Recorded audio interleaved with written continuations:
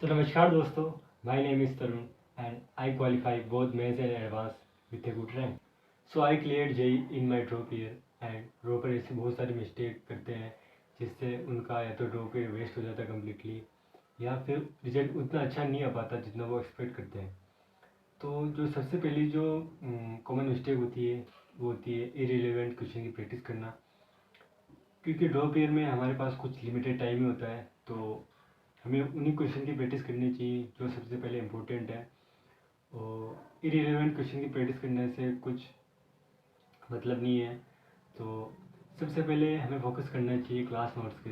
Class notes बहुत important होते हैं क्योंकि उनसे हमारा कंसेप्ट रिवाइज भी हो जाता है और हमें कंसेप्ट अच्छे से आ जाता है। उसके बाद हमें जाना चाहिए PYQs पे। PYQs बहुत इम्पोर्टेंट होते हैं क्योंकि हमें पता चलेगा कि जेईई किस तरह के क्वेश्चन पूछता है और मैक्सिमम उसके आसपास के क्वेश्चन ही आएंगे मेंस में। तो और मेंस के लिए तो class notes plus PYQ enough है क्योंकि उससे बाहर कुछ नहीं आने वाला है। PYQ में ज़्यादातर थोड़ा बहुत चेंज करके क्वेश्चन आने वाले हैं। और इन दोनों के करने के बाद you should go to the modules. आपको मॉड्यूल्स करने चाहिए। मॉड्यूल्स में basic question you should try and PYQs भी वहाँ से कर सकते हैं।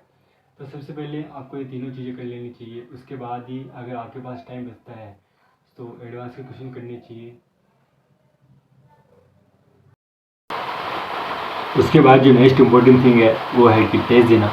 रेगुलर टेस्ट देना बहुत ही ज़्यादा इम्पोर्टेंट है क्योंकि उससे आपको पता चलेगा कि आपकी क्या मिस्टेक है।